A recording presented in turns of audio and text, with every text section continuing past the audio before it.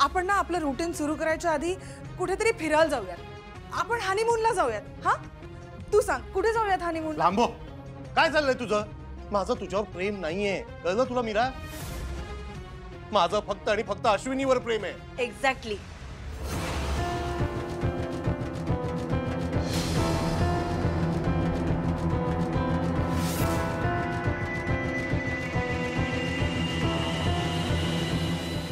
माझा भाऊ त्याची बायको सोडून तुझ्याशी लग्न करणार नाही हे मी तुला कधीपासून समजावून सांगते, तू ऐकतच नाहीयेस. शिल्पी, मी इथे काय करतेय? काय चाललंय हे सगळं? श्रेयस, तू शांत हो. इनफॅक्ट तिच्यामुळेच तू माझ्या आयुष्यात परत आलायस, तू मला परत भेटलायस.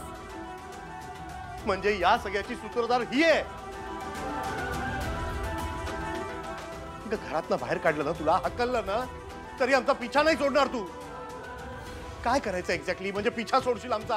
का वाईटावर टपलीस आमच्या? एनिवे, मी हे सांगायला आले होते की लंच तयार आहे, जेवून घ्या.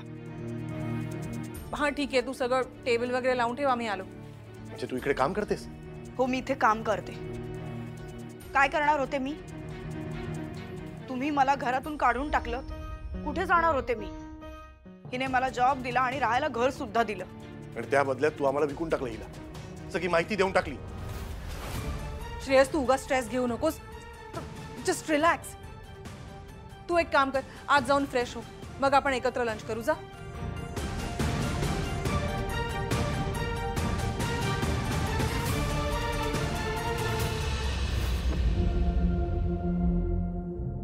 पाहिलंस, मी तुला बोलले होते ना शिल्पी, एक ना एक दिवस श्रेयस माझं सगळं ऐकणार.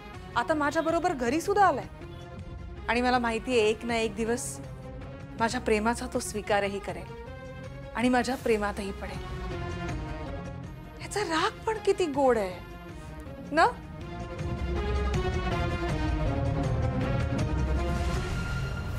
लॅबमध्ये रिपोर्ट्स येणार होते, ते आलेत का? हो मॅडम, त्यावर तुमची सही हवी आहे. ठीक आहे, करते मी नंतर सही. मीरा मॅडम आल्या आहेत का? माहिती नाही मॅडम, त्यांनी तसं काही सांगितलं नाही. ठीक आहे, या तुम्ही. Okay, thank you madam.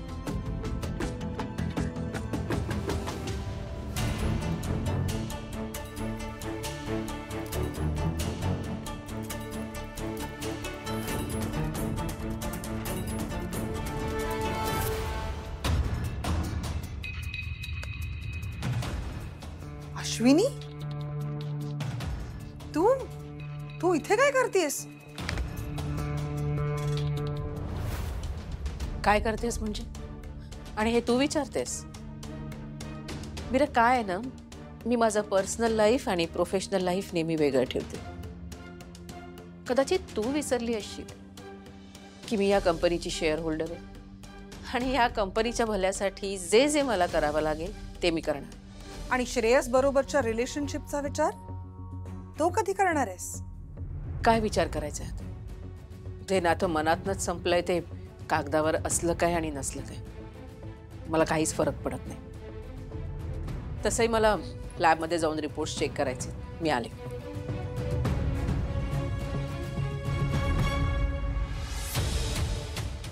कमाल आहे हिची. एवढं सगळं होऊनही आज ऑफिसला आली. हिच्या मनात नक्की काय चालू आहे काही कळत नाही. जेनी मावशी, आई नाहीये इथे. तिचा फोन आला होता का तुला? अगं हो, मी माझ्या सगळ्या अपॉइंटमेंट उरकून तुमचीच वाट बघत बसली आहे. काय झालं? तिने ना ऍक्च्युली आम्हाला फोन केला होता आणि म्हणाले की लवकरात लवकर पार्लरमध्ये या. बट हाऊशी, म्हणजे सगळं कळल्यापासून ना माझ्या डोक्यात फक्त तिचे विचार येत आहेत. नाही, ती ठीक आहे, पण हे काय चाललंय ते कळत नाहीये मला. ताई नाही आली? नाही ना, आम्ही सगळे तिचीच वाट बघतोय. तुला पण तिनेच बोलवलंय की इथे? आई, काय झालंय? काय आम्हाला अर्जंट का बोलवलंस? सांगते, एक मिनिट, जरा दरवाजा लावू दे. काय काय झालं? काय झालं ताई? सांगते. अरे, मलाही तसं ऑफिसमध्ये लवकर जावं लागणार आहे कारण मी काही सांगून आलेले नाहीये. अगं पण आई, झालंय काय ते तरी सांग लवकर. सांगते. आपला प्लॅन ज्याप्रमाणे ठरला होता ना तो चेंज करावा लागणार आहे कारण स्टोरीमध्ये एक ट्विस्ट आहे. ट्विस्ट? हो, आपल्या स्टोरीतला नवीन ट्विस्ट शिल्पी आहे. शिल्पी? शिल्पी? शिल्पी?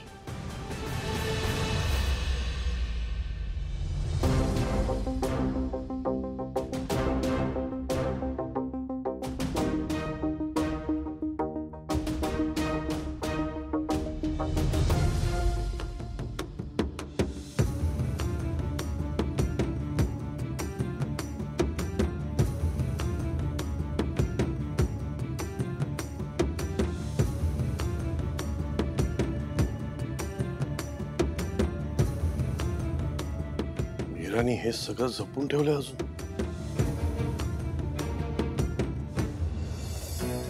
आपल्यावर एवढं प्रेम करणारा माणूस मिळायला भाग्य लागतं. थांबतात.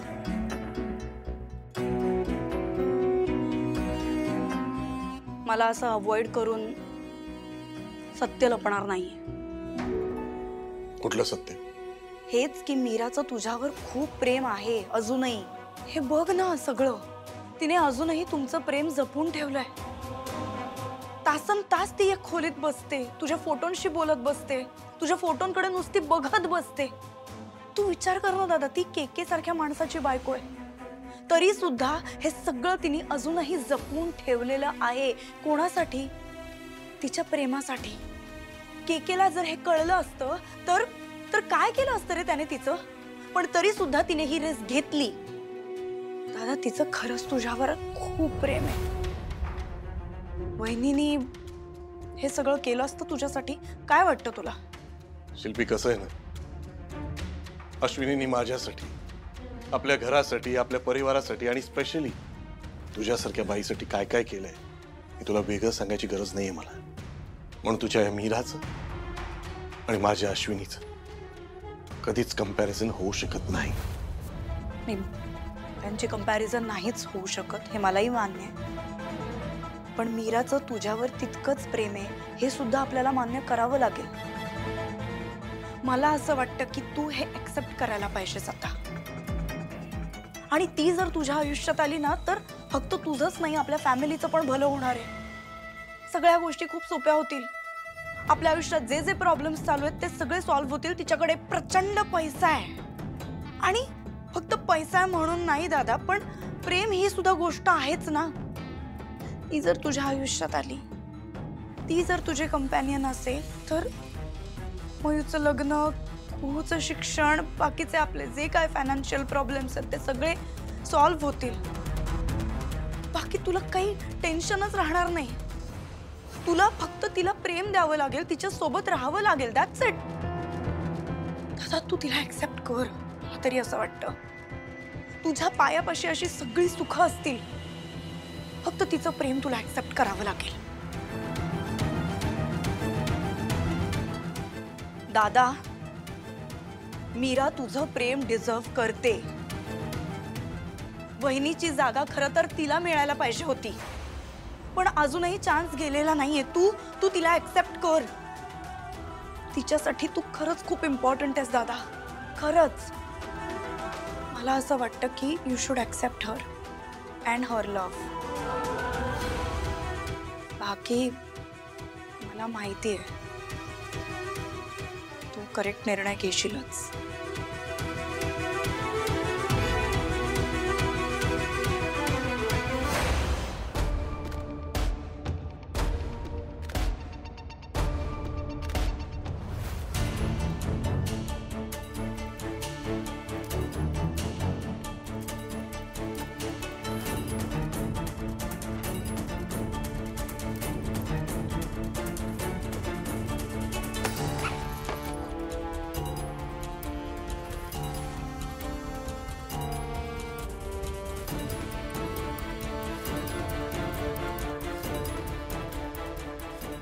मे आय कम इन मॅम?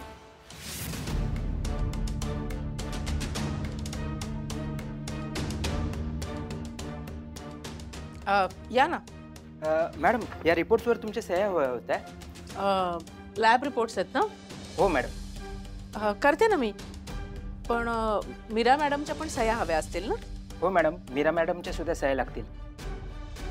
हा इम्पॉर्टंट डॉक्युमेंट आहे ना. नंतर ठेवू कुठे ठेवू म्हणजे मीरा मॅडम इम्पॉर्टंट डॉक्युमेंट्स कुठे ठेवतात? मॅडम तुमच्या सह्या झाल्या की हे रिपोर्ट समोरच्या कपाटात ठेवा. मीरा मॅडम सगळे महत्त्वाचे डॉक्युमेंट्स तिकडेच ठेवतात. या कबटमध्ये? हो हो या कपाट.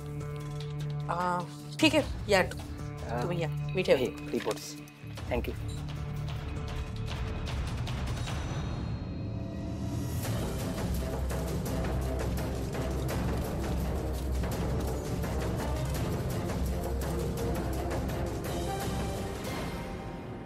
फाईल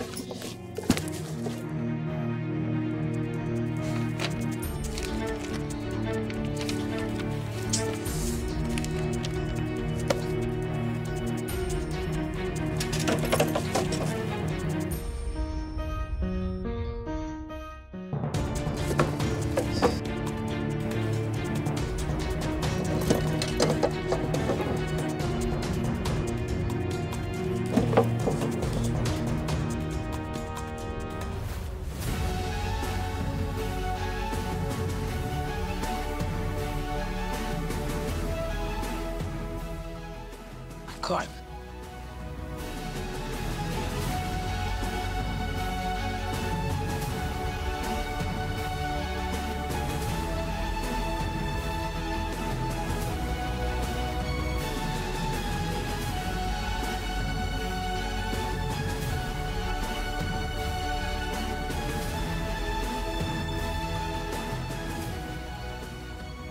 अरे देवा, पेपर्स तर मिळाले.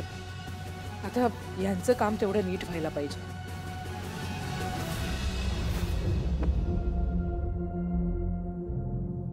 श्रेयस, तू तू या रूम मध्ये? Shreyas, Shreyas, I am so happy today. मी आज किती खुश आहे ना, सांगू नाही शकणार तुला.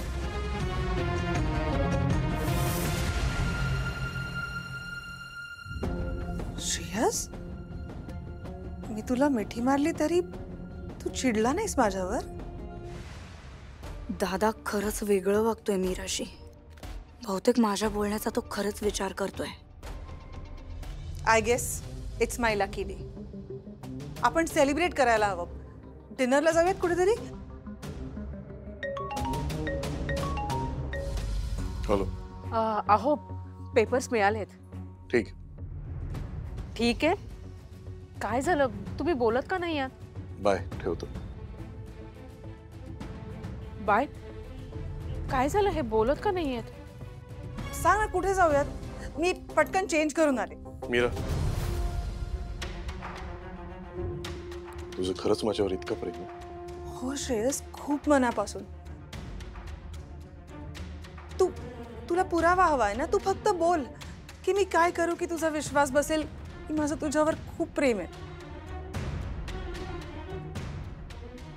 मीरा, तुला माहितीये माझ्यावर माझ्या फॅमिलीची खूप मोठी रिस्पॉन्सिबिलिटी आहे.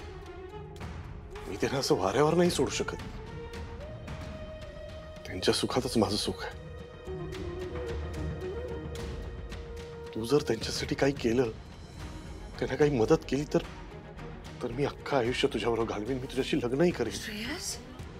श्रेयस, जर तू संपूर्णपणे माझा होणार असलास तर मी घेईन तुझ्या घरच्यांची काळजी.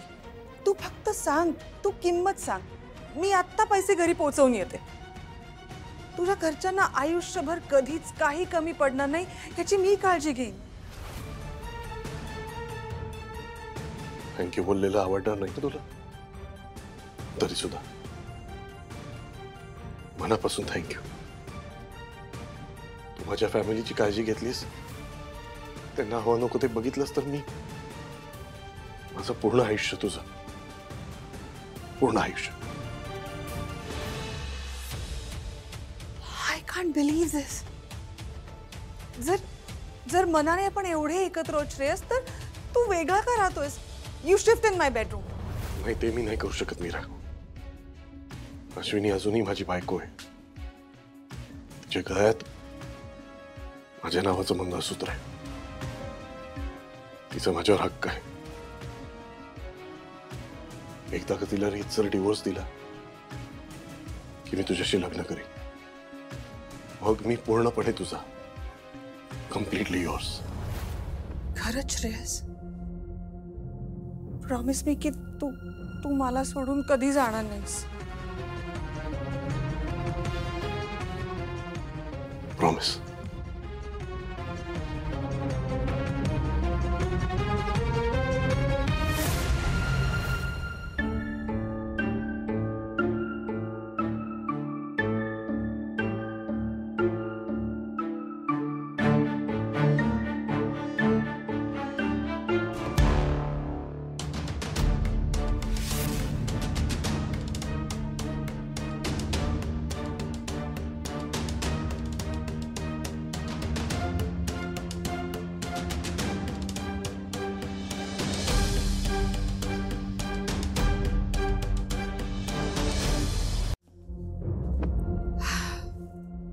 वाव,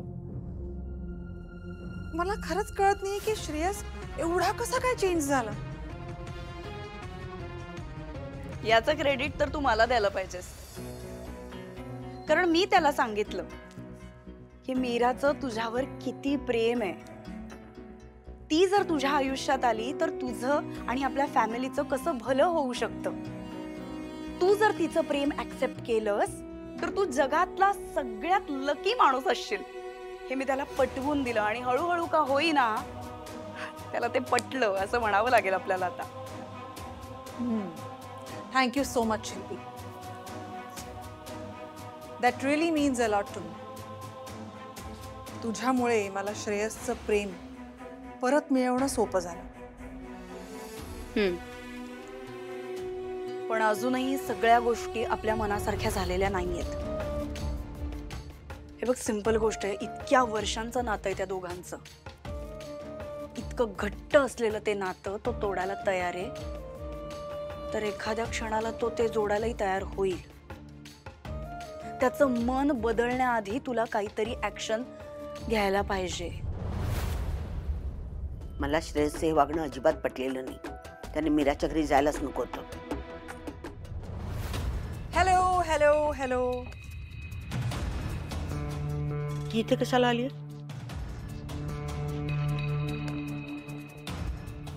त्या चपला काढ बाहेर. काकू, मी काय करायचं आणि काय नाही हे आता तुम्ही नाही सांगू शकत. आणि मी नेमकी कशासाठी आले ते तर आधी ऐकून घ्या. मी ही बॅग द्यायला आले. या बॅग मध्ये ना तुम्हाला आयुष्यभर पुरतील, इनफॅक्ट पुरून उरतील एवढे पैसे. या बॅग मध्ये जेवढे पैसे आहेत ना त्या पैशामध्ये अश्विनी तुझ्या मुलींचं शिक्षण, लग्न सगळं सगळं सगळं होईल. तू हे पैसे आम्हाला का देतेस? तू माझ्या श्रेयसला कायमचं सोडावंस ह्याकरताची ती किंमत आहे. तू माझ्या मुलाला विकत घेण्याचा प्रयत्न करतेस? काय समजतेस काय स्वतःला ग तू? तू तुझी सगळी प्रॉपर्टी जरी दिलीस ना तरी तू बाबांना हिसकावून नाही घेऊ शकत. मीरा, तुझी पैशांची बॅग उचललीत ना आणि निघ. तुझा मला एकही पैसा नकोय, समजलं? ओके. आणि जर मी तुम्हाला असं सांगितलं की ही बॅग, हे पैसे मला श्रेयसनीच द्यायला सांगितलेत तर? खोटं बोलतेस तू. माझा श्रेयस असं काही करणार नाही. विश्वास बसत नाहीये? ठीक आहे, हरकत नाही. तुम्ही स्वतःच फोन करून विचारा श्रेयसला. मी बसते.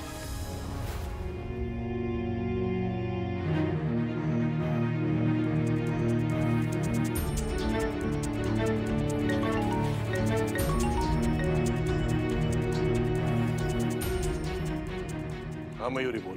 बाबा कुठे आहात तुम्ही? आणि मीरा बोलते ते खरं आहे का? तुम्ही तिच्याकडून पैसे पाठवलेत? हो मयुरी, मीच पाठवले. का पाठवलेत बाबा? मयुरी झालं समाधान? आता बसला विश्वास काकू? ग्रेट. आणि इनफॅक्ट तुला माहितीये का अश्विनी, प्रॅक्टिकली की नाही तू हे पैसे घेणं जास्त सेन्सिबल आहे. म्हणजे एकदा का हे पैसे घेतलेस ना की मी आणि श्रेयस दोघंही लग्न करायला मोकळे.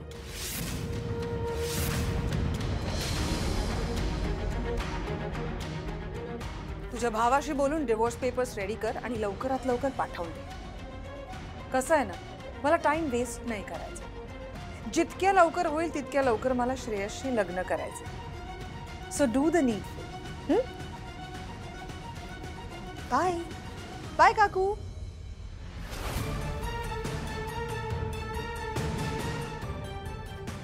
अश्विनी, हे काय चाललंय? तुला सगळं माहित होतं का ग?